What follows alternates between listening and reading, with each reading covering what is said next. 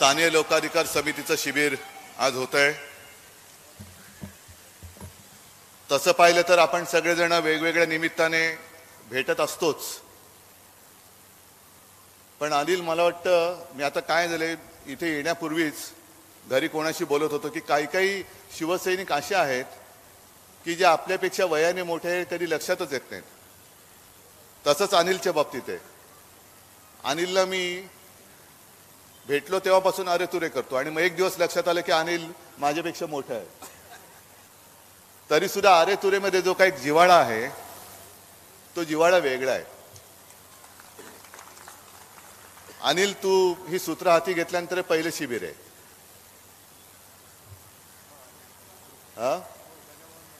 नाही तू कार्य पद्धत आधी आता ही सुरुवात सुधीर भाऊंपासून झाली, त्याच्यानंतरचा इतिहास सगळा तुम्हाला माहिती आहे आणि 50 वर्षाची वाटचाल त्या मला वाटतं आता जे प्रकाशित आपण अंक केला त्याच्यात आलेली आहे।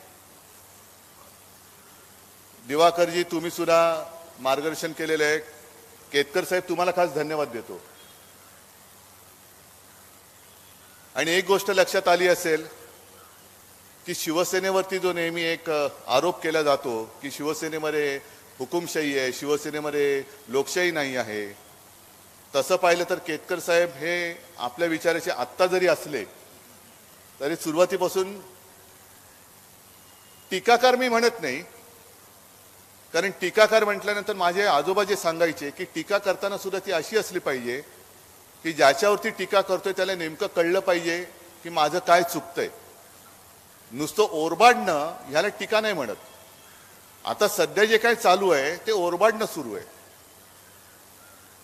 आणि मग स्थानीय लोकाधिकार समितीची स्थापना का झाली, कशी झाली, का करावी लागली हे मी पुन्हा त्याचं काही सांगत नाही।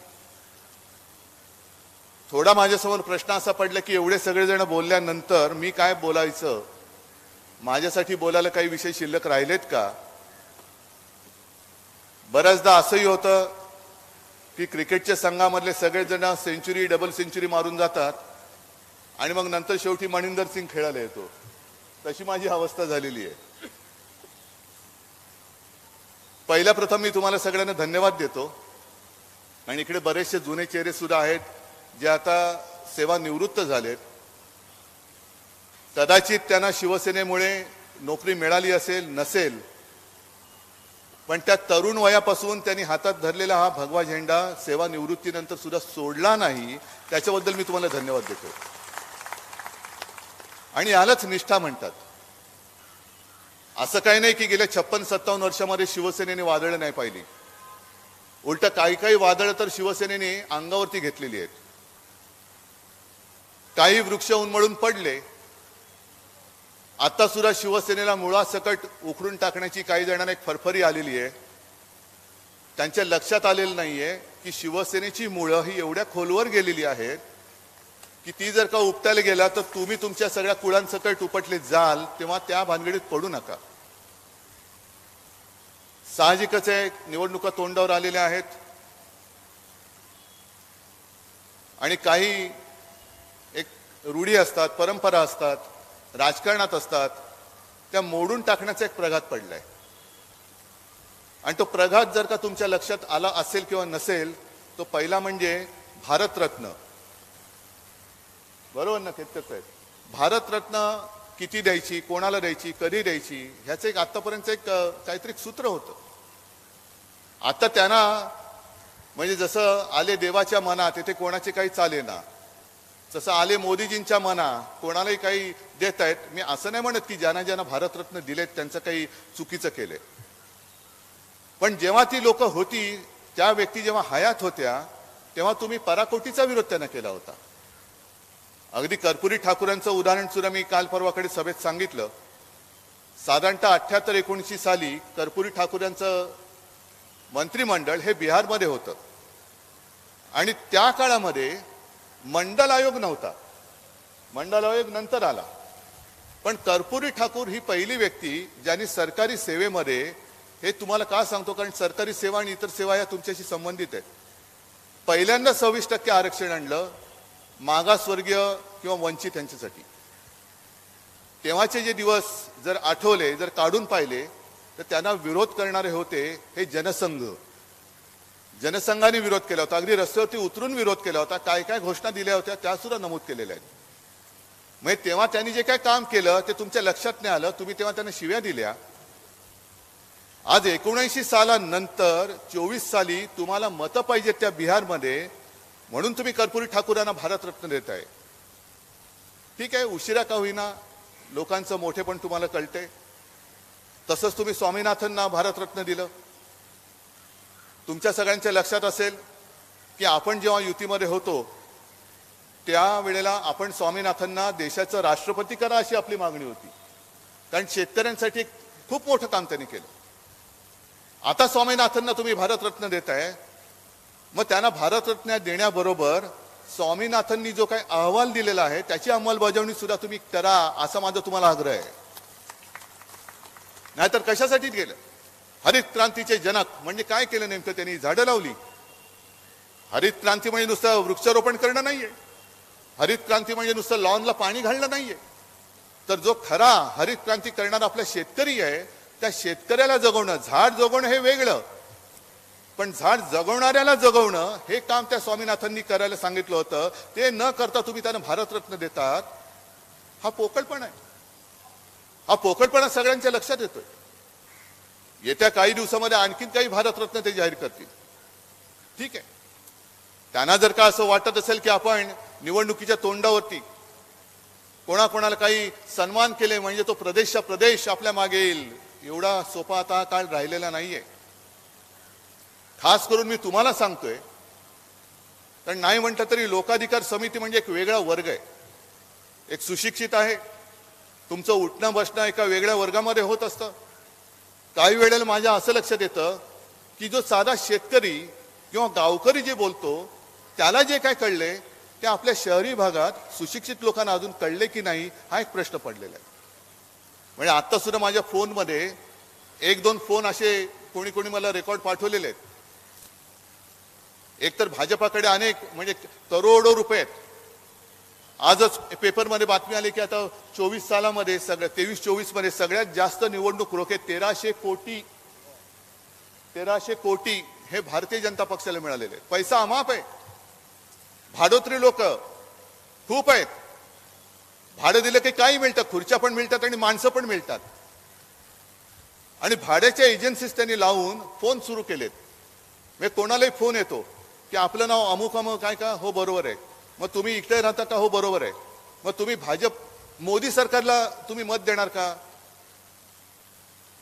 मग ते शेतकरी किंवा ते गरीब लोक विचारतायत की पहिलं मला सांगा की मोदी सरकार आहे की भारत सरकार आहे?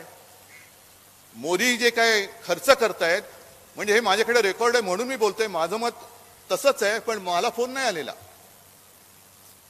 मग त्या एका गरीब माणसाने विचारलं, मोदी सरकार म्हणताय, मोदी सरकार म्हणून जे काय खर्च चाललाय ते मोदी त्यांच्या खिशातून करतायत का? हा माझा देशाचा पैसा आहे, हा माझ्या भारत सरकारचा पैसा आहे. आणि ज्या योजना तुम्ही सांगताय त्या योजनांचा गॅस सिलेंडर 2014ला काय होता, आत्ता काय झालाय, काय म्हणून मी देऊ त्यांना मत? म्हणजे एका शेतकऱ्याने तर असं सांगितलंय की आजपर्यंत मी भारतीय जनता पक्षाला मत देत होतो, पण ह्याच्या पुढे एक वेळ मी कुटुंबासकट आत्महत्या करेन, पण भाजपला मतदान करणार नाही, हे त्या शेतकऱ्याचं आणि त्या गरीबाचं म्हणणं आहे. मग हा जो काही ही जी काही समज त्या लोकांना आलेली आहे ती आपल्या लोकांमध्ये पसरवणं हे तुमचं काम आहे. एकूण जर का आपण अर्थव्यवस्थेकडे बघितलं म्हणजे हे माझ्याही डोक्यावरनं जातं. पण सध्या एक 4 दिवसापूर्वी दक्षिणेतल्या राज्यांनी दिल्लीमध्ये एक आंदोलन केलं. कर्नाटक मधले गेले होते लोक तिकडे. का गेले होते? कारण त्यांचं म्हणणं असं होतं की आम्ही राज्य म्हणून जो केंद्र सरकारला पैसे देतो, जे पैसे देतो, समजा 1 रुपया दिला तर त्या 1 रुपयात आम्हाला किती मिळतं? आणि काल परवाकडे लोकमतमध्ये बातमी आलेली आहे, सामनामध्ये आली म्हणून तुम्ही त्याची कदाचित म्हणाल सामनाने बातमी दिली. सामना तर नेहमी चांगल्या आणि खऱ्या बातम्याच देतं, पण लोकमतमध्ये बातमी आहे, त्याने अग्रलेख लिहिला आहे की महाराष्ट्र राज्य म्हणजे मुंबईसह महाराष्ट्र जेव्हा केंद्राला 1 रुपया देतं कर म्हणून, इतर कर ते वेगळे, पण बाकीचे ह्या करातनं जे काही जातं त्यातनं परत किती पैसे मिळतात तुम्हाला कल्पना आहे? कधी विचार केलाय? 1 रुपया जेव्हा महाराष्ट्र राज्य केंद्राला देतं तेव्हा त्या रुपयातले फक्त 7 पैसे 60 नाही 7 पैसे हे महाराष्ट्राला मिळतात. मग बाकीचे पैसे जातात कुठे? कोणाच्या बोडक्यावर घालतात? कसल्या रेवड्या उडवता तुम्ही? प्रधानमंत्री जनधन योजना, ही योजना ती योजना, तिकडे माझ्या महाराष्ट्राच्या कष्टाचा पैसा तुम्ही तो तिकडे उधळता आहात. महाराष्ट्र आहे म्हणून तुमचं सरकार तिकडे टिमक्या ज्या वाजवत आहेत ती मोदी गॅरंटी आहे. ती मोदी गॅरंटीमध्ये बराचसा मोठा हिस्सा हा माझ्या महाराष्ट्राच्या कष्टाच्या पैशाचा आहे, हे लक्षात मोदींनी घ्यायला पाहिजे. अनेक योजना तुम्ही राबवता, मग महाराष्ट्राला काय देताय? द्या ना आम्हाला. आता आमचं म्हणणं सुद्धा असंच आहे की जो 1 रुपया आम्ही केंद्र सरकारला देतो, एक राष्ट्रीय कर्तव्य म्हणून आम्ही देतो, आता आम्हाला किमान त्यातला 50% वाटा हा महाराष्ट्राला मिळालाच पाहिजे, ही आमची आग्रही मागणी असणार आहे. कारण महाराष्ट्र तुम्ही ओरबाडता आहात, महाराष्ट्र लुटता आहात. तुम्ही सगळेजण सांगा की पूर्वी तुम्ही नोकऱ्यांसाठी आंदोलन आपण करत होतो.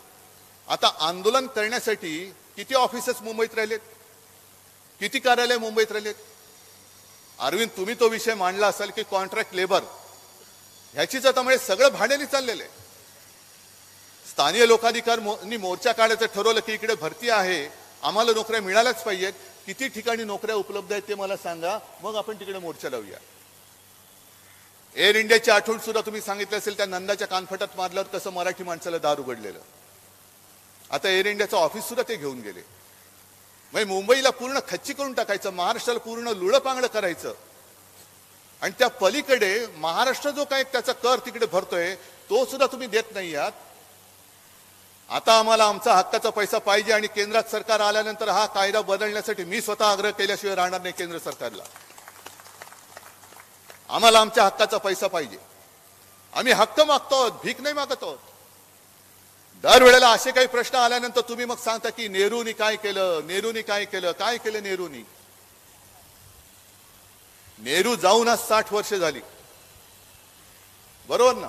नेहरूंना जाऊन 60 वर्ष झाली. आणि नेहरू किती काळ पंतप्रधान होते? 16 वर्ष. मग नेहरू 16 वर्ष होते 60 वर्षापूर्वी. त्याच्या नंतरचा काळ जर का तुम्ही घेतलात तर जनता पक्ष, व्हीपी सिंग, त्याच्यानंतर 6 वर्ष अटलजी, आता 10 वर्ष मोदी. म्हणजे नेहरूंपेक्षा जास्त काळ भारतीय जनता पक्षाने हा सत्तेमध्ये भोगलेला आहे. त्याचा आढावा कोण घेणार? नेहरूने क्या किया? मी काय नेहरूंचा प्रशंसक नाहीये, मी काय नेहरूंची बाजू घेतो अशातला भाग नाही. पण तुम्ही 60 वर्षापूर्वीचं जर का सगळं काढून नेहरूनी काय काय केलं हे सांगणार असाल तर नेहरूनी उपभोगलेला जो काळ आहे 16 वर्ष, त्याच्यापेक्षा जास्त मोदीजी तुम्ही आता 16 पैकी 10 वर्ष तर तुम्हीच भोगलेली आहात. 6 वर्ष अटलजीने भोगलेली आहेत. जनता पक्षाच्या काळामध्ये जनसंघ त्याच्यामध्ये होता. व्हीपी सिंगच्या काळामध्ये सुद्धा तुमचा पाठिंबा त्यांना होता. मग एवढं सगळं काढल्यानंतर तुमची कारकीर्द ही नेहरूंपेक्षा मोठी आहे. मग तुमच्या कारकिर्दीत तुम्ही काय केलं? 60 वर्षापूर्वीच्या नेहरूंच्या चुका तुम्ही जर का आम्हाला सांगत असाल तर हे तुम्ही जे काही गेल्या 10 वर्षात काय केलं, मग नोटबंदी कशी केली, शेतकऱ्यांवरती काळा कायदा कसे आणत होतात याची सुद्धा आठवण सांगा. 10 वर्षापूर्वी गॅस सिलेंडर काय होता, डॉलरचा भाव काय होता, पेट्रोल डिझेलचे भाव काय होते ते सुद्धा आम्हाला सांगा.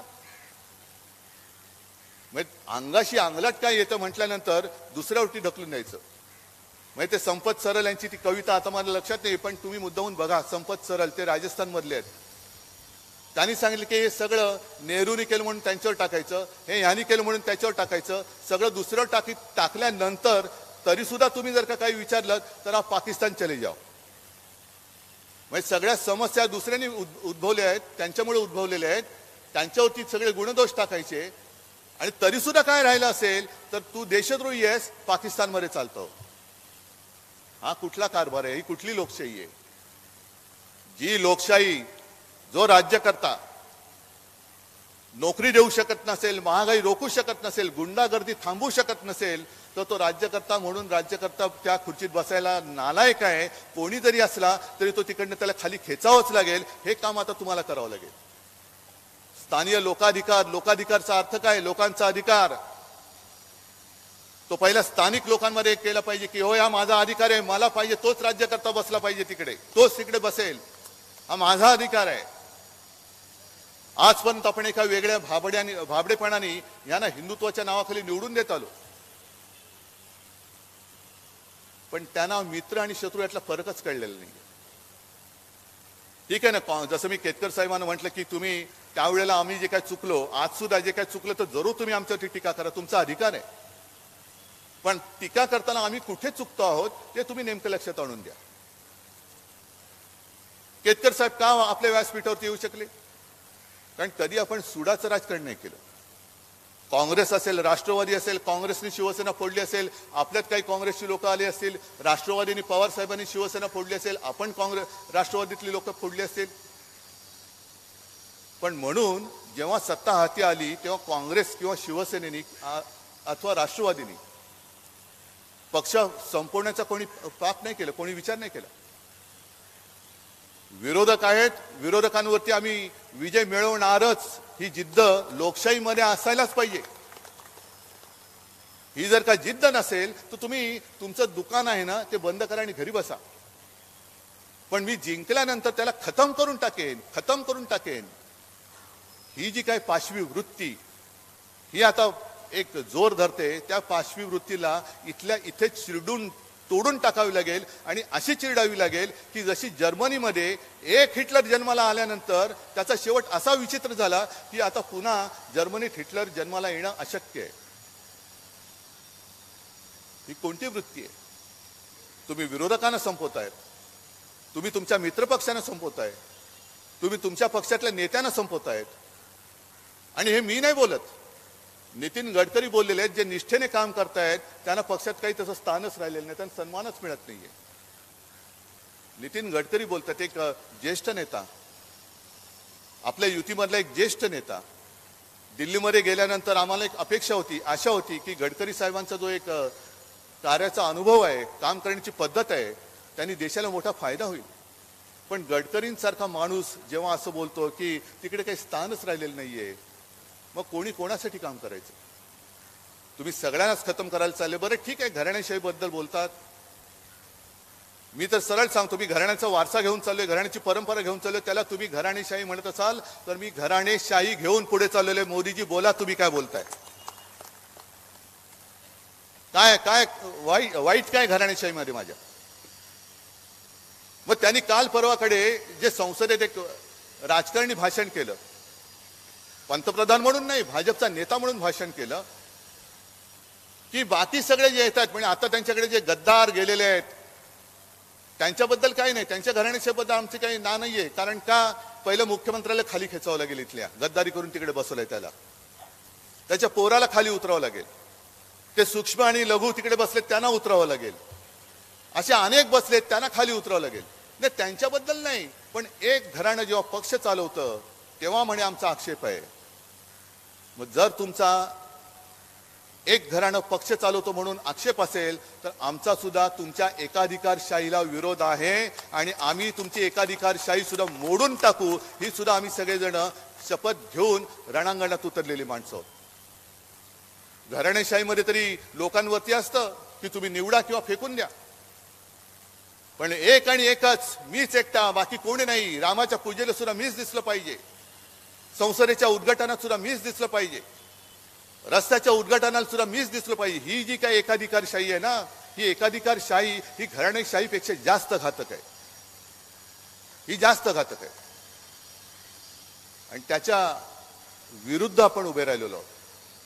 आज हा काही सोहळा तुम्ही करताय, शिबिर आहे, चांगलं आहे, पण तुमच्यासारखी माणसं मला या निवडणूक यंत्रणेमध्ये पाहिजेत, निवडणूक यंत्रणेमध्ये पाहिजेत. अनेक निवडणुका या स्थानिक लोकाधिकारच्या टीम वर्कने आपण जिंकलेल्या आहोत, टीम वर्कमुळे जिंकलेले. तेच टीम वर्क मला पाहिजे. नाही आहेत आपल्याकडे भाजपा एवढे पैसे नाही आहेत, पण सोन्यापेक्षा जास्त मौल्यवान माझी माणसं, निष्ठावान माणसं ही माझ्यासोबत आहेत, ही माझी संपत्ती आहे आणि हे माझं भांडवल आहे. तुम्ही जिथे जिथे असाल, ऑफिसमध्ये असाल, कुठल्या कॉलनीत राहत असाल, गावामध्ये राहत असाल, जरा तुम्ही वाचता, विचार करता, बोलता, या सगळ्या गोष्टी या जनतेच्या तुम्ही लक्षात आणून द्या जरा, की काय चाललेलं आहे, कसं चाललेलं आहे.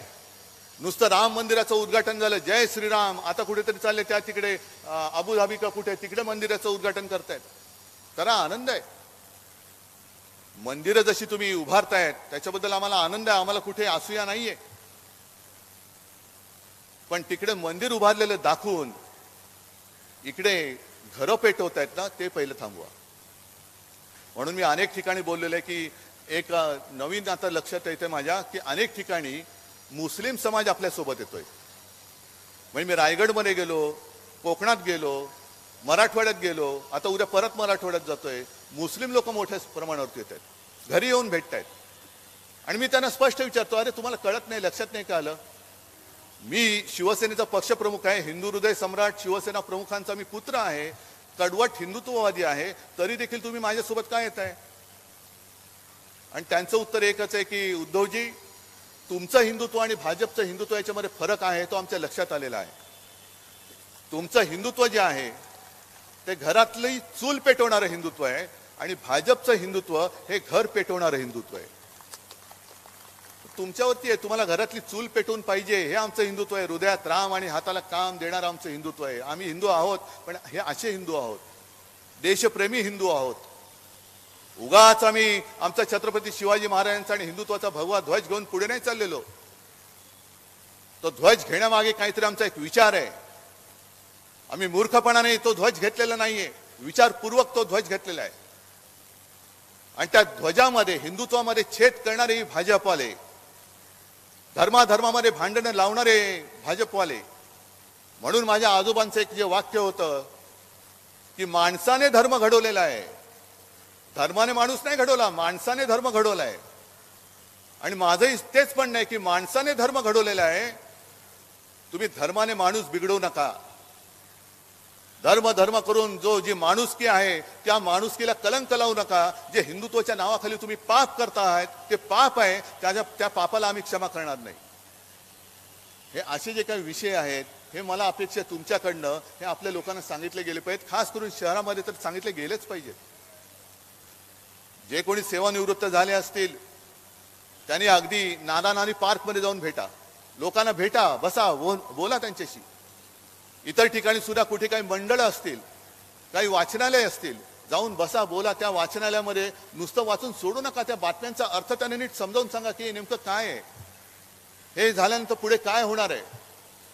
म्हणजे मी अनेक सभांमधनं, प्रत्येक सभांमधनं अगदी भारतीय जनता पक्ष आणि RSSच्या कार्यकर्त्यांना सुद्धा एक आवाहन करत असतो. आव्हान नाही, आवाहन, की तुम्ही विचार करा.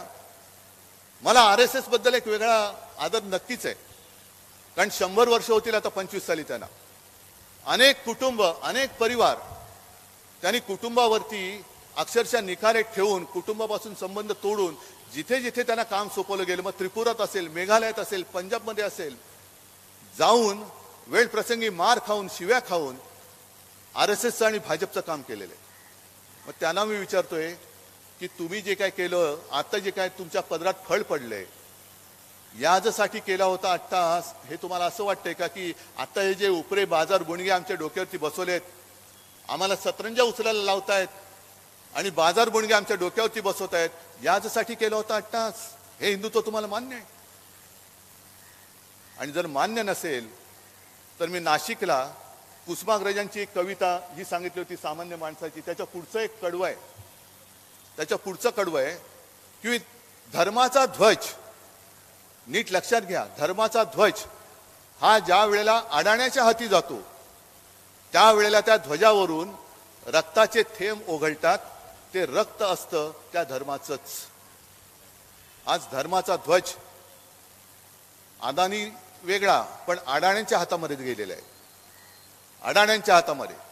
आणि जो काय खून खराबा चाललेला आहे, याला संपव, त्याला संपव, याला उडव, त्याला उडव, हे जे आहे हे आमच्याच धर्माचं रक्त त्या अडाण्यांच्या हातामध्ये आमच्या धर्माचा ध्वज गेल्यामुळे त्या ध्वजावरनं जे रक्त ठिबकत आहे ते आमच्या धर्माचंच रक्त ठिबकत आहे आणि ते गुन्हेगार हे आहेत.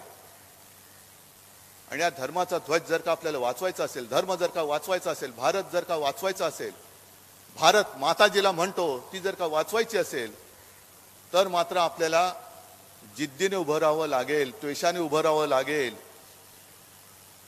जे संकट येईल त्या संकटाच्या छाताडावरती चालून जाण्याची हिंमत तुम्हाला ठेवावी लागेल. तरच आपण छत्रपती शिवाजी महाराज की जय बोलू शकतो. नाहीतर जसे भेकड गेलेले आहेत तसे जे अजूनही भेकड माझ्या शिवसेनेत असतील त्या भेकडांनो तुम्ही मिंदेकडे सरळ जा. तुमची आम्हाला आवश्यकता नाही, अजिबात नाही. भेकड असतील भाकड असतील त्यांनी जरूर जावं. पण मुठभर जरी असले तरी मर्द आणि निष्ठावंत मावळे हेच नेहमी छत्रपती शिवाजी महाराजांना आणि भगव्याला साथ देत आले आणि त्यांच्या जोरावरती आग्र्यावरनं सुटल्यानंतर छत्रपती शिवाजी महाराजांनी हिंदवी स्वराज्य स्थापन केले. ते मुठभर मावळ्यांच्या ताकदीवरती. भाडोत्री ढिगभर मावळ्यांचे नाही. मावळा हा कधी भाडोत्री असूच शकत नाही. आणि तसे तुम्ही सगळे स्थानिक लोकाधिकारचे निष्ठावंत, जिवंत आणि सळसळते हे मावळे आहात.